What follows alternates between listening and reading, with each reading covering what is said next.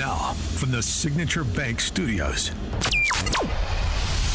this is Chicago's Morning Answer with Dan Proft and Amy Jacobson on AM 560. The Answer.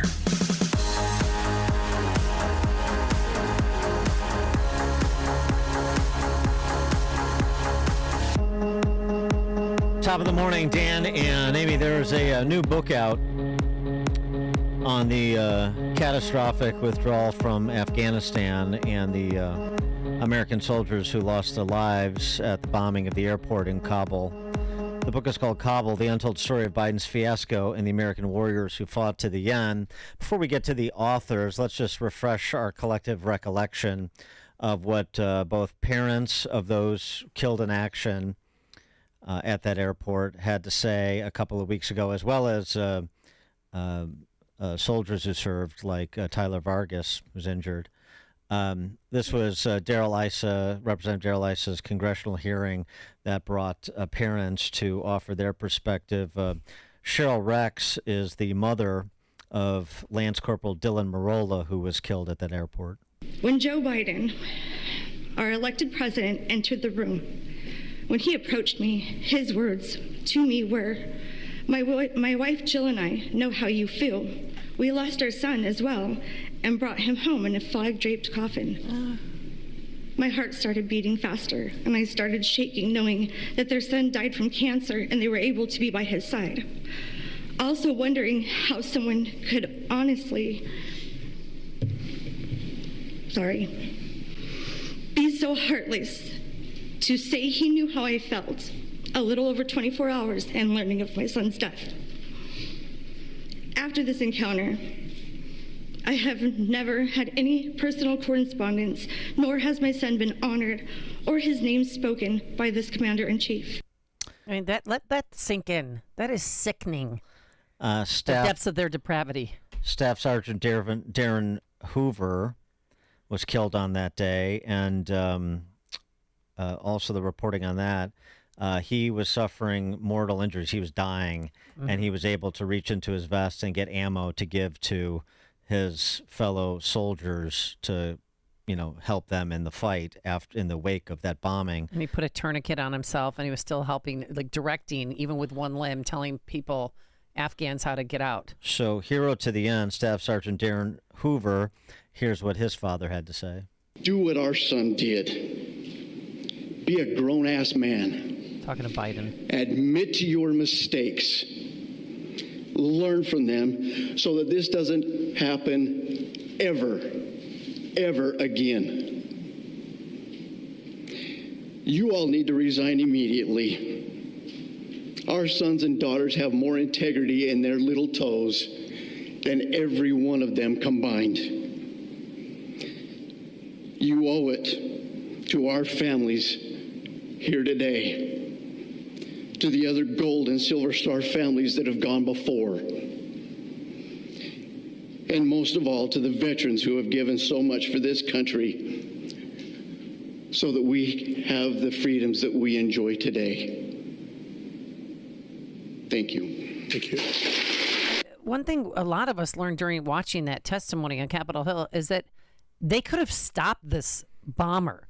There was no orders to take out the bomber before he detonated his vest. And Tyler Vargas is the one who let the world know what really happened. On August 22nd, an improvised explosive device, IED, probe took place down the canal running along the perimeter of Ashkaya. This was ISIS, or the Taliban, performing an IED test run. We reported this to our chain of command. Around 2 a.m. on August 26th, intel guys confirmed the suicide bomber in the vicinity of and nearing Abbey Gate, described as clean-shaven, brown-dressed, black vest, and traveling with an older companion.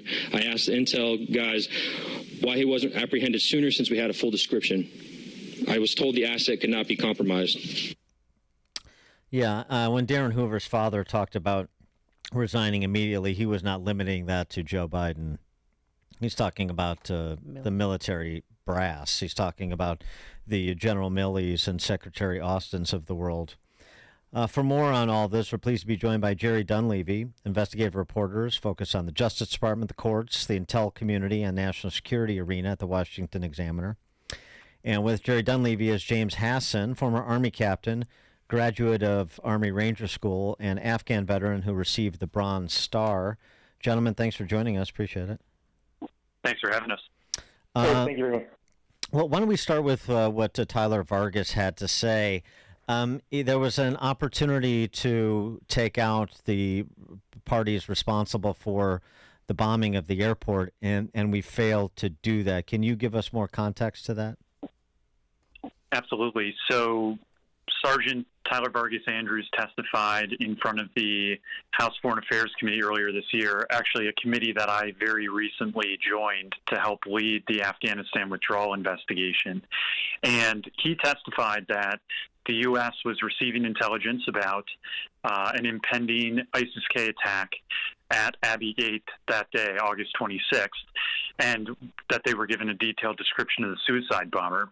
He testified that he believed that he and his Marine sniper team had identified a person perfectly matching the description of the bomber in the crowd, and that they asked their commanding officer, Lieutenant Colonel Brad Whited, for permission to take the shot.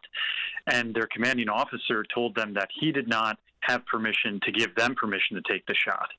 And they asked him, well, who does? And they never got a response back from him, according to his testimony. The bomber then disappeared into the crowd.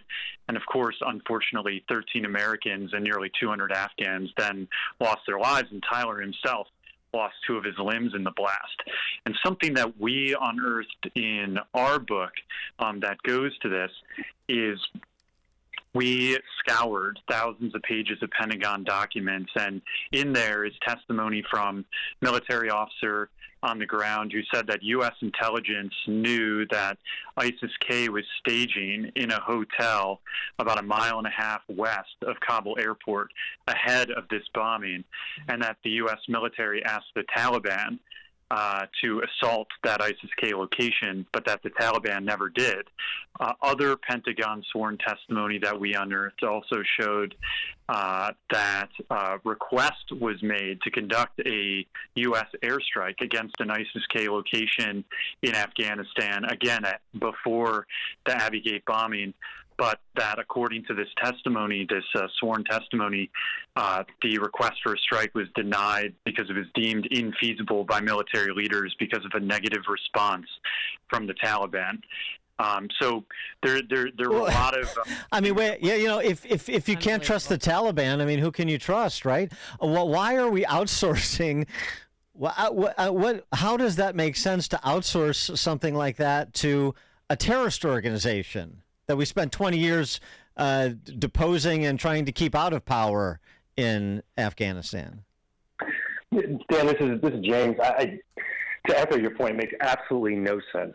And one thing that really drives home just how absurd this idea that the Taliban was, quote, businesslike and professional, which is how the Biden administration would describe them throughout the evacuation.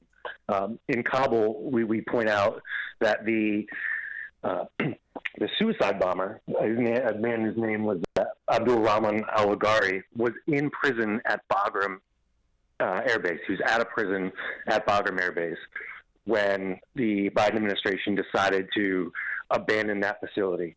And the Taliban came, and when they took it over, the very first thing that they did was release all of the prisoners, including the ISIS-K bomber, who, 9 days later,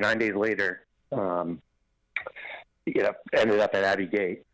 So this is just a complete dereliction of duty all the way down. It was foreseeable, it was preventable, and ultimately it was deadly. But yet President Biden declared victory. I mean, he said it was a successful withdrawal.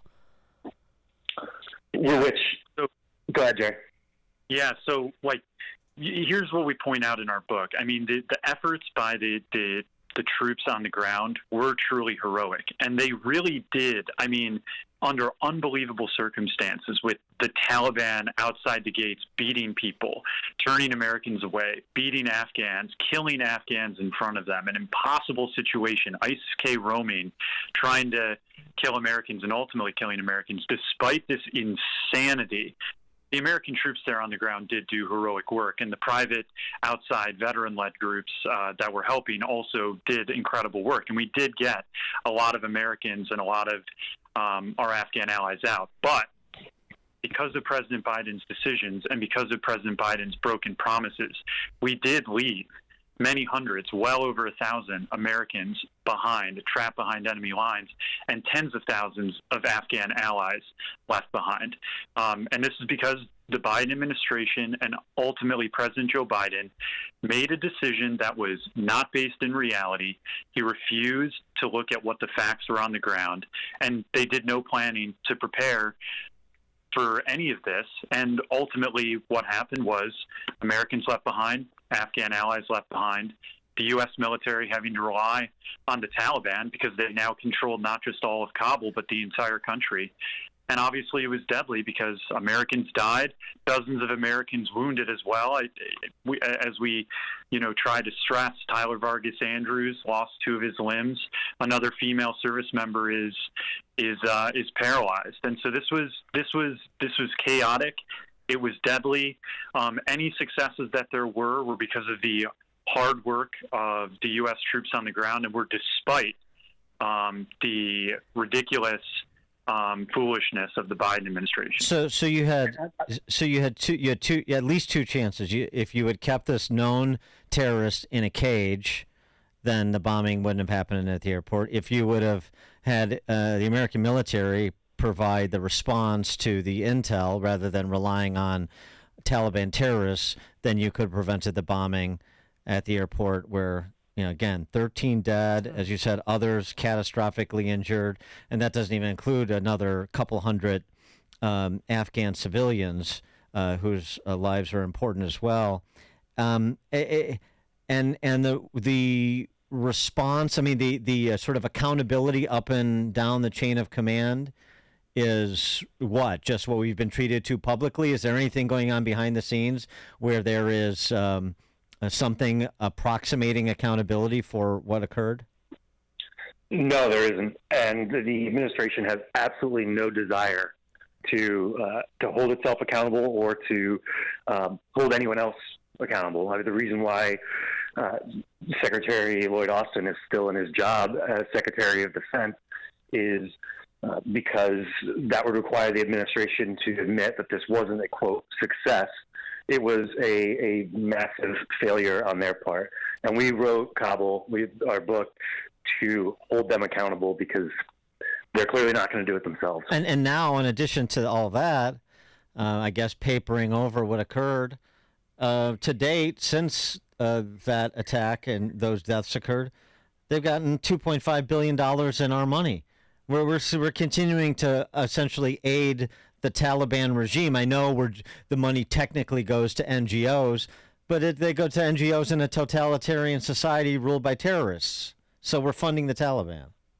We detail this in depth in our book Kabul, and I just encourage everyone to read our book, to buy it, because the money that is flowing from U.S. taxpayers to the tune of billions of dollars.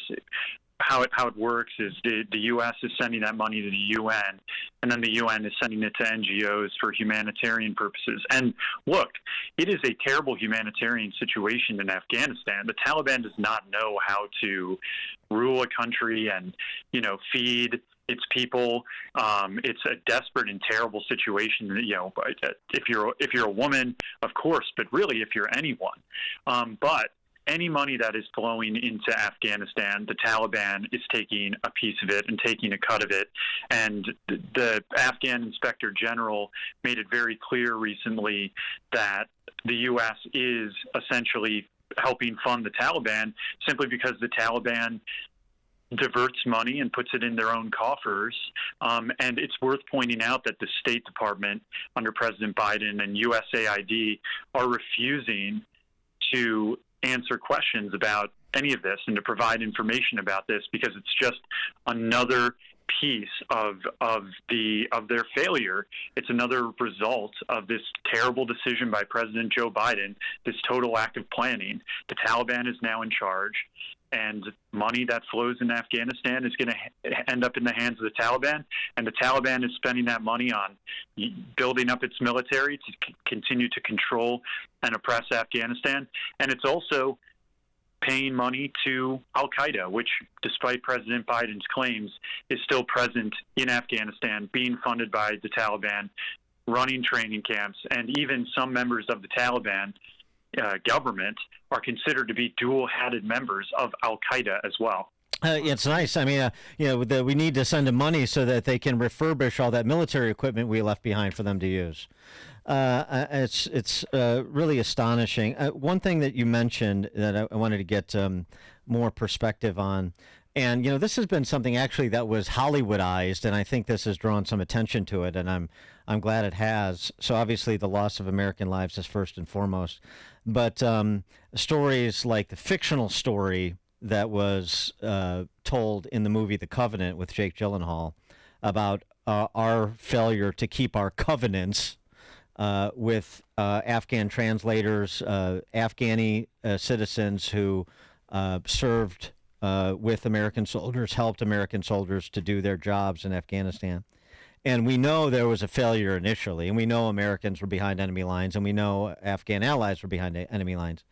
Where does that stand today in terms of Americans who want to get out that can't get out, as well as Afghan families who worked for us under the promise that we would get them out, and we didn't? Where does that stand?